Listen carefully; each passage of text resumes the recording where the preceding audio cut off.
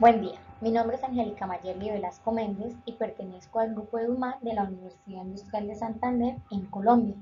Y a continuación les voy a dar a conocer el juego Cruza el Río como herramienta para el desarrollo del pensamiento probabilístico en primaria.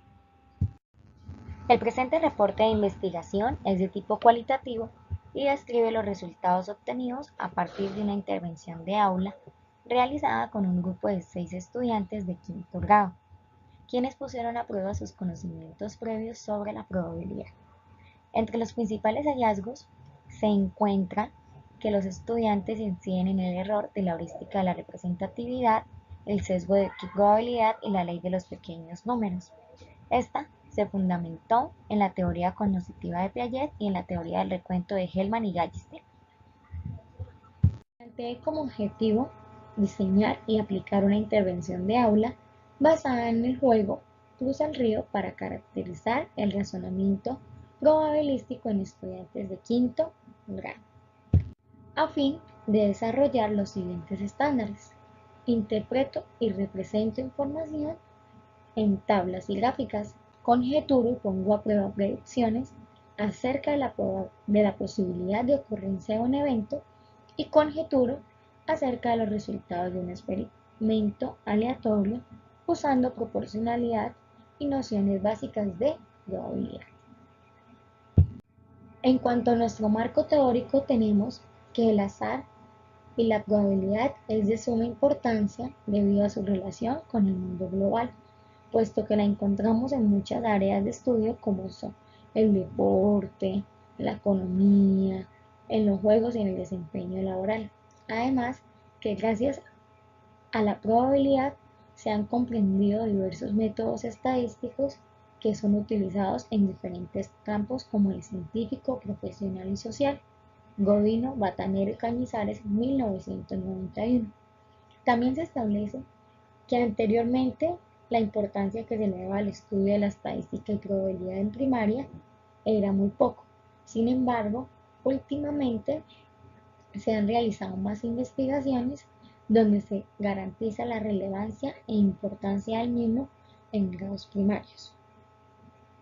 Desde otra mirada y de mayor importancia, mediante los estándares de mi país, Colombia, se hace énfasis en la necesidad del desarrollo del pensamiento probabilístico en los grados de primaria, tal como se refleja en el currículo escolar cuando los estudiantes clasifican y organizan datos describiendo algunas situaciones y eventos a partir de ciertos datos dados, además de predecir la posibilidad de ocurrencia de un suceso e interpretar información presentada en las diferentes tablas. Esto es traído de MEI 1998, que es el Ministerio de Educación Nacional. En cuanto a las dos teorías, son Piaget e Inelder y de Fishman, citados por Batanero, 2013. Procesos cognitivos implicados en la comprensión y en la aplicación de los conceptos de las leyes de azar y la probabilidad según Inelder y Piaget. Ellos mencionan que los estudiantes indagan acerca de los sucesos probables, no probables, más probables y menos probables. Y además dan a conocer que el sujeto construye de forma activa su propio conocimiento mediante la exploración del mundo natural en el que se desenvuelve. Piaget establece 4 etapas, sin embargo, hablaremos de 2 de ellas, que es el periodo de operaciones concretas, que va de los 7 a 11 años, y establece que el niño va evolucionando en su educación primaria, apareciendo la comprensión de lo reversible y los principios de conservación. Por otra parte, el periodo de operaciones formales menciona que los niños son capaces de manipular las representaciones simbólicas, formular hipótesis y establecer conclusiones, que esto es fundamental en estadística. Posteriormente, la teoría sobre el desarrollo del razonamiento probabilístico, según Fishman, 1975, trata de demostrar que los niños tienen ideas correctas parcialmente formadas sobre los conceptos probabilísticos, mostrando resultados contrarios a los expuestos por Piaget. Para ello se basa en el concepto de intuición, refiriéndose a la misma como un proceso cognitivo que interviene directamente en las acciones prácticas o mentales. Además, define dos intuiciones, la primaria y la secundaria. La primaria se adquiría directamente con la experiencia sin necesidad de discusión semántica y la secundaria como consecuencia de la educación, principalmente en la escuela. Fishbein establece 6 razonamientos que muestran un pensamiento probabilístico incorrecto en el estudiante. Estos son: heurística de la representatividad. Este consiste en evaluar la probabilidad de un suceso basado en la representatividad del mismo respecto a la población que proviene. B. Y sensibilidad al tamaño de muestra. Este error hace referencia a la ley de los pequeños números, en el cual se sobreestiman los intervalos de confianza. Es decir, los alumnos no consideran la importancia del número de ensayos totales, es decir, el tamaño de muestra, para estimar la frecuencia y probabilidad de un suceso. C. Concepciones erróneas sobre la secuencia aleatoria. Este es un proceso aleatorio donde se espera que una parte de la trayectoria represente fielmente el proceso. Es decir, a partir de los diferentes resultados, el estudiante empieza a crear secuencias aleatorias. Si una vez sale 1, luego 1, luego 1, entonces van a establecer que va a salir muchas veces el 1. O si sale el 1, el 2, el 3, el 4, entonces empiezan a establecer secuencias pares e impares, entre otras más. El sesgo de equiprobabilidad se hace presente cuando los sujetos consideran que el resultado del experimento depende del azar y en consecuencia todos los posibles resultados son equiprobables. E. Enfoque en el resultado aislado. Este error está enfocado en cómo el estudiante interpreta las preguntas que se plantean acerca de la probabilidad. En este sesgo, los estudiantes tienen una mala interpretación de preguntas probabilísticas, tomándolas como no probabilísticas. Falacia del jugador. La falacia del jugador se encuentra dividido en dos: falacia del jugador tipo 1 y la falacia del jugador tipo 2. La del tipo 1 es la creencia de que la probabilidad es un suceso futuro, aumenta cuanto mayor es la racha anterior del suceso contrario. Y la del tipo 2 relaciona la creencia de que se puede detectar un suceso favorable a partir de una muestra pequeña. En cuanto al juego Cruza el río, se pegó en el piso del salón un río con 12 posiciones, como se observa en la ilustración 1, y cada uno tenía sus 12 fichas, de diferente color para diferenciarlos. El grupo se dividió en dos, por ende, cada grupo quedó de tres estudiantes. El objetivo era pasar la mayor cantidad de fichas al otro lado del río, como lanzando los dados, y el puntaje obtenido era el número pasado al otro lado. Es decir, si el puntaje era 11 entre los dos dados, entonces tomaban la ficha 11 y la pasaban al otro lado del río. Algunas de las preguntas planteadas fue: ¿es posible pasar todas las fichas al otro lado del río? ¿Por qué? ¿Cuál ficha crees que es más posible que pase el río? ¿Por qué? ¿Cuál ficha crees que es menos posible que pase el río? ¿Y por qué? Los análisis adquiridos fueron: heurística de la representatividad. Este error se evidenció en varias ocasiones cuando los estudiantes respondían a las preguntas solo con base al espacio muestral hallado, es decir, si hicieron 12 lanzamientos, de acuerdo a esos 12 puntajes obtenidos, ellos respondían. Por ejemplo, cuando se le pregunta al investigador entre el resultado 7 y 8, ¿cuál puntaje salió más veces? Ellos dicen que el 7, porque fue el puntaje que más se obtuvo. Y cuando se les pregunta con cuál fue la ficha que más veces tuvo oportunidad de pasar el río, ellos no mencionan el 7, mencionan que el 8 o mencionan que el 6, dado que entre sus posibles resultados, el 8 y el 6 en los diferentes grupos fue el que salió más veces. Asimismo, cuando se le pregunta a los estudiantes cuál puntaje es más probable que salga, el 8 o el 6, ellos responden ambos, pues salieron igual número de veces al lanzar los dados, es decir, tienen en cuenta solo el espacio muestral que ellos hallaron al lanzar los dados sin reflexionar un poco sobre los posibles casos y los casos favorables y los casos totales. Posteriormente se pregunta cuál ficha es más probable que salga el 5 o el 4 y responden de la misma forma, solo teniendo en cuenta su espacio muestral. Otro de los errores que se evidencian es la concepción errónea sobre las secuencias aleatorias, pues al preguntar qué tipo tiene más posibilidad de ganar, ellos señalan que el otro grupo porque han sacado más veces puntajes pares.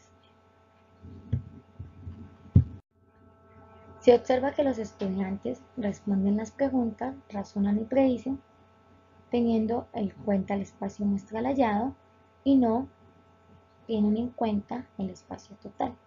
Luego caen en el error de la ley de los pequeños números, pues los estudiantes inducen que con pequeñas muestras se pueden representar las características de toda la población de la cual provienen, sin reflexionar y pensar en qué sucede si se realiza el mismo juego con muchos más lanzamientos. Otro error frecuente es el sesgo de equiprobabilidad. Esta se evidencia cuando se indaga en los estudiantes sobre un conjunto de datos más probable, menos probable o igual probable, y se pregunta específicamente por un resultado y ellos responden en torno al azar. Por ejemplo, se pregunta, ¿será que todas las fichas van a pasar el río? Y ellos responden, obvio sí. Otro estudiante, no sé si se pueden pasar todas las fichas. El investigador menciona, ¿seguro que se pueden pasar todas las fichas? Los estudiantes, claro que sí, porque es un juego de azar. Ahí empiezan a mencionar que en el juego de azar cualquier ficha es probable que salga. Entonces pregunto, ¿qué es azar? Ellos responden que no se sabe si puede pasar o no la ficha, por ende no se puede predecir y todas tienen la misma posibilidad de pasar. Lo anterior refleja que los estudiantes al principio de la actividad toman los posibles resultados como equiprobables, pues deduce que todos los puntajes tienen igual de oportunidad de cruzar el río. Además, estos resultados dependen del azar sin dar una mirada a las posibles combinaciones de los resultados. Por otra parte, se infiere que los estudiantes, a partir de pequeñas muestras, deducen que no se han desarrollado en la etapa de operaciones formales que da a conocer Piaget, pues no trabajan con la ley de los grandes números, obstaculizando así el desarrollo del pensamiento probabilístico. Pensamiento probabilístico desarrollado mediante. Para concluir el juego, se realizó la siguiente tabla en el tablero que muestra los puntajes obtenidos mediante los diferentes casos posibles, es decir, por ejemplo, ¿cómo se puede obtener el número 4? Entonces 2 más 2, 1 más 3 y 3 más 1. Se resalta que los estudiantes evidencian obviamente de que los dados son diferenciables. ¿Por qué? Porque para poder establecer que la pareja 1 más 3 es diferente a la pareja 3 más 1. En esta tabla se fue construyendo de manera conjunta con los estudiantes y se obtuvo la mostrada en pantalla. En cuanto a las diferentes preguntas que se realizaron, ellos ya empezaban a comparar lo dicho con el modelo teórico. Para ello se muestra la siguiente conversación investigadora. Las conclusiones de ustedes es la misma que se establece mediante los datos del tablero.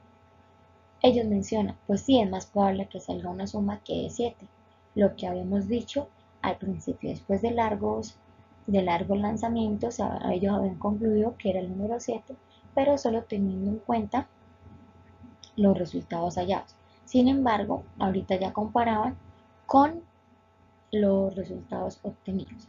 Investigador, ¿cuál es el puntaje que más sale? El puntaje 7 porque hay más posibles opciones de hacer esta suma y señalan los valores en la tabla de datos. Por otra parte, se les pregunta cuál es el número que nunca sale y ellos mencionan que el 1, porque no es posible hacer una suma con los dados que de 1. Entonces ya se empiezan a desarrollar pensamiento como los sucesos más probables, los sucesos menos probables, que era lo que establecía Piaget, investigador. ¿Y cuáles son los puntajes que menos salen? Y ellos mencionan que el 12 y el 2 porque solo salen una vez, es decir, que el puntaje solo se obtiene a partir de dos posibles casos. Y aparte, ellos mencionan, empiezan a hacer intuiciones en tratar de relacionar los posibles casos con los casos favorables con los casos posibles.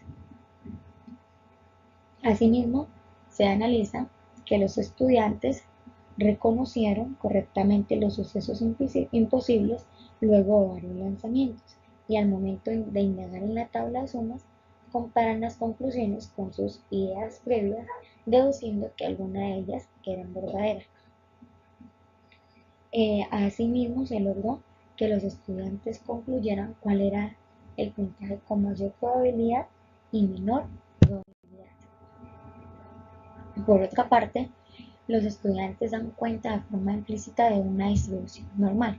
¿Por qué? Porque plantean que a partir de los datos obtenidos, como se muestra en la tabla, reconocen una simetría, es decir, que en el puntaje 1 solo tiene una posible, que el puntaje 2, perdón, solo tiene un posible caso de darse y el puntaje 2 un posible, y así sucesivamente, que el 4 solo está relacionado con el 11, con el 10, que el 5 está relacionado con el 9 y que el 6 está relacionado con el 8, y así dan cuenta como una forma de una campanita que hace referencia a la distribución normal. En conclusión, tenemos que los errores más comunes fueron los de la heurística de la representatividad, la insensibilidad del tamaño de muestra y el sesgo de equiprobabilidad. Por ende, es necesario reforzar estas temáticas desde el aula escolar, dado que se ha dejado a un lado y los estudiantes no logran llegar al periodo de operaciones formales como lo establece Piaget. Asimismo, se desarrolla el pensamiento probabilístico cuando los estudiantes logran identificar cuáles son los casos posibles, más probables, menos probables, y se dan cuenta de que necesitan un espacio muestral para poder conjeturar y poder hallar algunas conclusiones. No se obtienen resultados favorables al momento de asignar algún porcentaje a los sucesos posibles, es decir, no son capaces de identificar que 1 sobre 36 es un porcentaje que se puede adquirir para la obtención del puntaje 2 o el puntaje 12. Y finalmente ya encontramos lo que son las referencias bibliográficas. Gracias. Y cualquier inquietud me pueden escribir.